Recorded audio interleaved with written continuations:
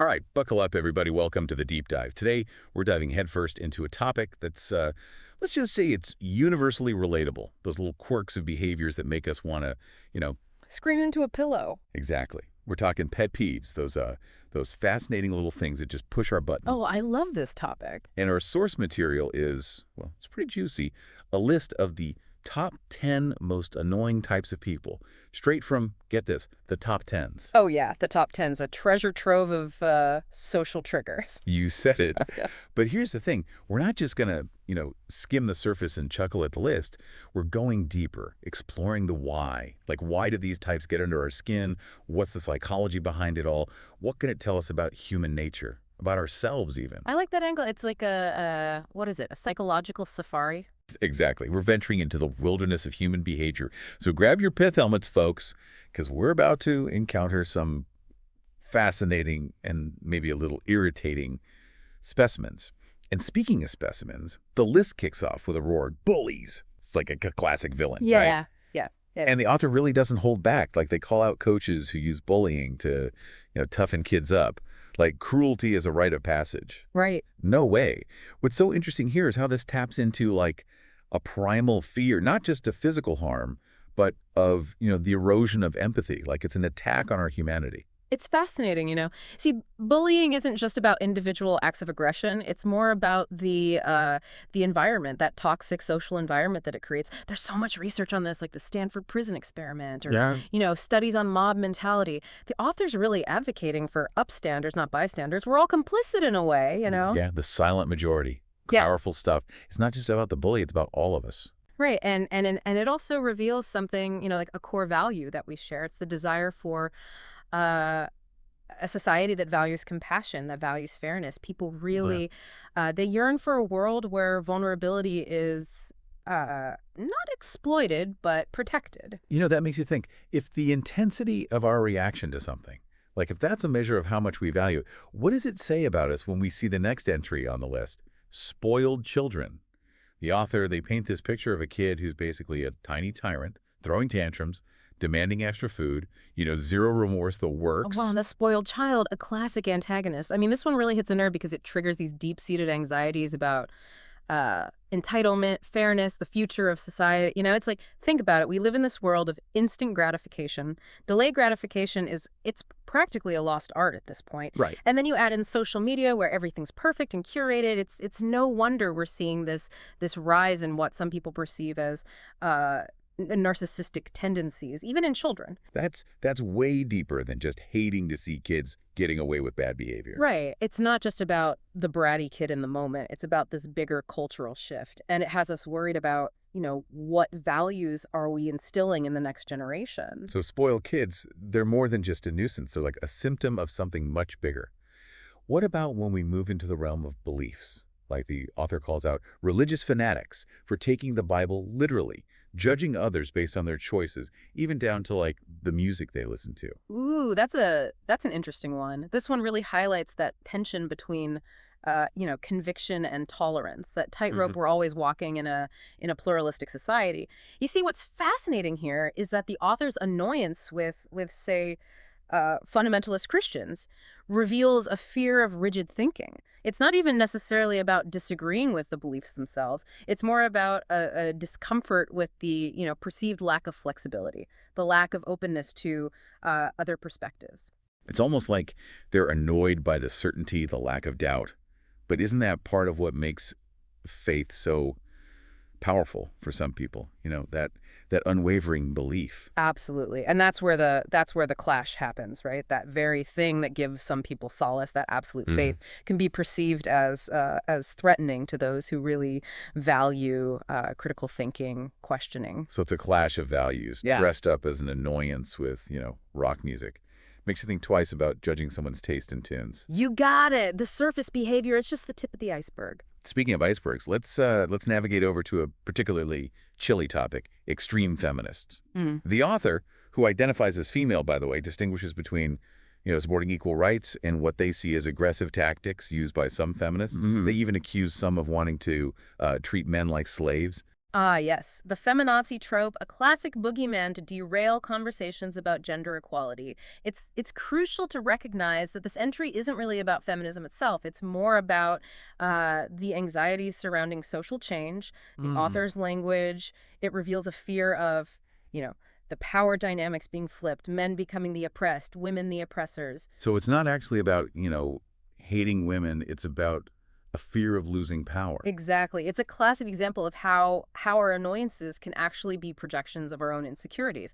And this one, it really taps into this deep well of gender anxieties that have been simmering for centuries. It's no coincidence that this trope really gained traction during, the rise of second wave feminism when women started challenging those traditional roles in big ways. It's like a cultural knee-jerk reaction to change, right? Right. But isn't it a little dangerous to just lump all feminists into this extreme category? Absolutely. It's intellectually lazy and it erases all the nuances within a very complex movement. You got to understand that feminism, like any ideology, it's evolved over time. There are different waves, each with their own focus and methods. And within those waves, you have a whole spectrum of viewpoints. You have liberal feminists focused on legal equality. You have radical feminists challenging, the very foundations of patriarchy. To just lump them all together as, man haters is not only inaccurate, but deeply unfair. So the real annoyance here isn't actually with feminism itself. It's with the misrepresentation of it. It's a good reminder to always dig deeper, especially when dealing with labels. I couldn't agree more. Labels they're like shortcuts, and sometimes shortcuts lead you astray. All right, so now let's see what happens when we swap that the gender lens for a political one. The list includes liberals, and the author, who identifies as one, outlines a set of beliefs that emphasize things like equality, tolerance, environmental awareness. They're advocating for racial harmony, LGBTQ plus rights, addressing climate change, things like that. That's a really fascinating one because it reveals the anxieties of a particular political moment. You got to remember, this list, it's a snapshot in time. It reflects the cultural and political climate when it was created. And in our current era, liberal it's become a loaded term, often used as a pejorative Hmm. by those on the other side of the political spectrum. Yeah, it's like the word itself has become shorthand for a whole bunch of assumptions and judgments. Right. But what's interesting is how the author frames their beliefs as being patriotic. Yeah. Like they emphasize unity, that whole greatest country on this planet bit. That's a key insight. They're not just outlining a political stance. They're trying to reclaim the narrative. They're positioning themselves as the true patriots, the ones fighting for the soul of America. So it's less about specific policies and more about a battle for the heart and soul of the nation. Exactly. And this speaks to the power of framing. How we perceive an issue, it's often shaped by how it's presented to us. So annoyance, it can actually be a tool for persuasion. That's a bit Machiavellian. Perhaps, but more importantly, it highlights the importance of critical thinking.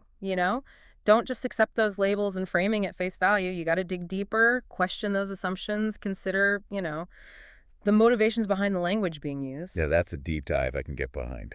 All right, welcome back to our psychological safari through the jungle of human annoyances. We've already encountered some pretty fascinating specimens: bullies, spoiled children, religious fanatics, even extreme feminists. Yeah.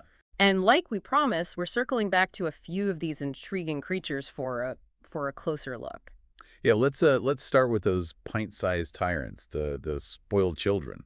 Yeah. Our author painted this really vivid picture of a kid who seemed to exist solely to test the limits of patience and good manners. Yeah, but you see, what's fascinating is that our annoyance with them, it's not just about the surface behavior, the tantrums, the demands. Right. You mean like a lack of respect for others. Well, that's part of it, but it goes deeper. Think about it. We live in a world where kids are bombarded with, marketing, social media. It's a constant stream of I want it now. Delayed gratification is becoming a lost art, and parents, well, they're bombarded with guilt and pressure too, so sometimes they overcompensate. So it's not just bad parenting, it's like a cultural shift toward instant gratification. Exactly. Now layer on top of that the psychology of entitlement. Research shows that when children are constantly praised for simply existing rather than for effort or achievement, it can foster this sense of being, special without having actually earned it. They develop an expectation of rewards without putting in the work. Wow, so our annoyance is like it's tapping into this fear that a whole generation is being set up for disappointment when the real world doesn't doesn't hand them trophies just for showing up. That's a big part of it, and it ties into these larger societal anxieties about fairness and meritocracy, you know? If everyone gets a trophy, then what happens to the value of achievement? Right. Okay, so spoiled kids, they're like a canary in the coal mine Yeah. for our anxieties about the future. So what about when we step into the arena of beliefs, like with extreme feminists? Yeah. Our author, who identifies as female, seemed particularly bothered by what they saw as man-hating rhetoric. This one's a bit trickier because it gets tangled up in the complexities of social movements and the backlash they often face. It's crucial to remember that any movement with a long history like feminism is going to have internal disagreements and a range of approaches. Right, right. It's not a monolithic block. Exactly. You have different waves of feminism, each with their own context and goals. You have different schools of thought, from liberal feminism to radical feminism to intersectional feminism. To just lump them all together as extreme is simply inaccurate. But what about this fear of women gaining power and oppressing men? That seems to be a recurring theme. Ah, yes, the age-old anxiety about power dynamics being flipped. This really taps into a deep well of cultural conditioning, you know. Mm. For centuries, men have held the dominant position in most societies. So any challenge to that dominance, even if it's, you know, simply advocating for equality, can trigger this defensive reaction. It's like that quote, when you're accustomed to privilege, equality feels like oppression. Precisely. And what's often overlooked is that true equality, it benefits everyone, not just the historically marginalized group. A society where women are empowered is a society where everyone has the potential to thrive. So the annoyance here is it's less about feminism itself and more about a resistance to change, Mhm. a clinging to outdated power structures. Well said. And it's a reminder that progress is rarely a smooth, linear path. There will always be those who resist, who fear the unknown, but the arc of history, as they say, bends towards justice.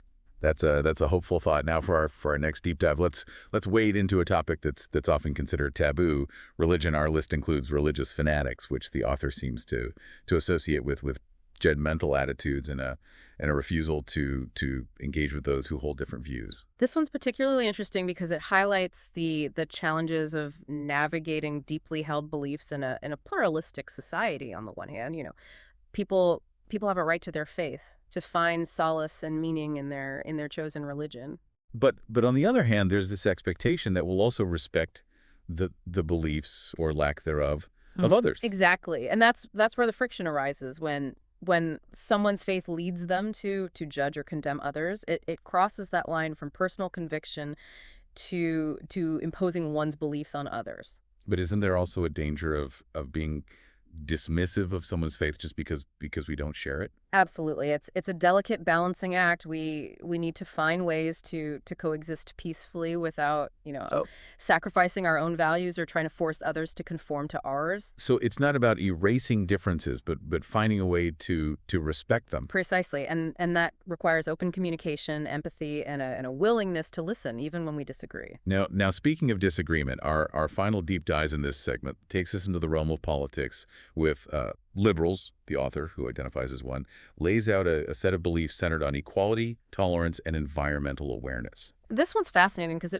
it reveals the anxieties of a particular political moment. Liberal has become a loaded term, often used as a shorthand for a whole set of assumptions, both positive and But negative. it's like a trigger word that instantly evokes a strong reaction. Exactly. And this speaks to the polarization we're seeing in many societies today. Political discourse has become increasingly tribal, with people retreating into echo chambers where their views are constantly reinforced. So our annoyance with liberals might actually be more about our annoyance with the state of politics itself. That's a brilliant insight. It's less about the specific beliefs and more about the frustration with the lack of civil discourse, the inability to have, you know, productive conversations across ideological divides. So what's the antidote? How do we move beyond these knee-jerk reactions and engage in more nuanced discussions? I think it starts with recognizing that labels are often oversimplifications. Instead of assuming we know everything about someone based on their political affiliation, we we need to be curious, to ask questions, to listen with an open mind. It's about humanizing the other, remembering that behind the label is a person with their own unique experiences, values, and fears. And that's a good reminder as we move forward in our exploration of human pet peeves. The most annoying behaviors often reveal the most about ourselves, our anxieties and our deepest longings for a better world. Welcome back to the deep dive. We've been trekking through the wilds of human behavior, exploring these fascinating creatures known as pet peeves. Yeah, we've encountered spoiled children, wrestled with religious fanatics, even tiptoed around that minefield of extreme feminists. And each encounter, revealing not just what annoys us, but why. And that why is where things get really, really interesting. Because if you think about it, these annoyances aren't really just about the other person. They're like reflections, distorted mirrors maybe, showing us something about ourselves. Okay, yeah, I'm intrigued. So it's not just that I hate it when people talk too much. It's that it's triggering something deeper in me. Think of it this way. What if your annoyance with incessant talkers stems from this deep-seated fear of not being heard yourself? Maybe you value concise communication and the constant chatter feels like a violation of that value. That's uncomfortably insightful. I mean, I do have a tendency to overthink things before I speak. There you go. The annoyance is like this flashing neon sign pointing you towards an area worth exploring within yourself. So how do we turn these annoyances from, sources of frustration into like opportunities for growth? It can't be as simple as just saying, "Oh, I'm annoyed by braggers, therefore I must be insecure." No, it's a bit more nuanced than that. It's about cultivating self-awareness, paying attention to those moments of irritation and asking yourself what's really going on here? What button is being pushed and why is it so sensitive? So instead of judging the other person, I judge myself. That sounds even less fun. Not judge, but observe. Curiosity is key here. Maybe that friend who's constantly bragging is actually deeply insecure and seeking validation. Maybe the coworker who interrupts you all the time. They learned that behavior as a survival tactic in a chaotic family. So I'm basically playing armchair psychologist with my own annoyances. In a way, yes, but the goal isn't to diagnose others. It's to understand yourself better, Yeah. When you start seeing those annoying behaviors as symptoms of deeper needs or experiences, it shifts the dynamic. You're less likely to be reactive and more likely to respond with empathy, even if you still, set boundaries. Yeah, that makes sense. But what about those times when the annoyance is about something more serious, like sexism or homophobia? It feels weird to say, "Oh, I'm just gonna analyze my own reaction," instead of calling out bigotry. Of course, there are times when speaking up against injustice is absolutely necessary. But even in those situations, understanding the root of your own reaction can make you a more effective advocate. How so? Well, let's say you encounter someone making, homophobic remarks. If you react purely from anger, you might end up, yelling, shaming them, it's unlikely to change their mind. But if you take a moment to consider why this issue is so important to you, maybe you have a loved one who's LGBTQ plus war, or you've witnessed the damage that prejudice can cause, that deeper understanding, it fuels your response with compassion and conviction. So it's not about ignoring the problem, but approaching it from a place of informed empathy. Exactly. It allows you to connect with the human being behind the harmful belief, which opens the door for dialogue, however challenging that might be. This whole pet peeves of self-discovery thing it's blowing my mind a little bit. It's like those annoying people are actually they're like teachers in disguise. Think of them as uncredentialed life coaches pushing your buttons so you'll pay attention to what needs healing within yourself. Okay, that's a much nicer way to look at it. So what's the final takeaway for our listeners today? The next time you encounter one of these, annoying types, take a deep breath before reacting. Get curious. Ask yourself, what's my part in this? What can I learn about myself from this experience? It's like those optical illusions where you have to shift your perspective to see the hidden image. Maybe that's what these annoyances are, opportunities to shift our perspective and see ourselves and each other with more clarity and compassion.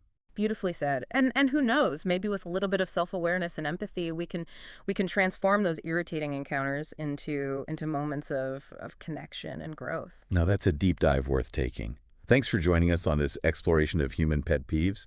Until next time, stay curious, stay compassionate, and try not to be too annoying.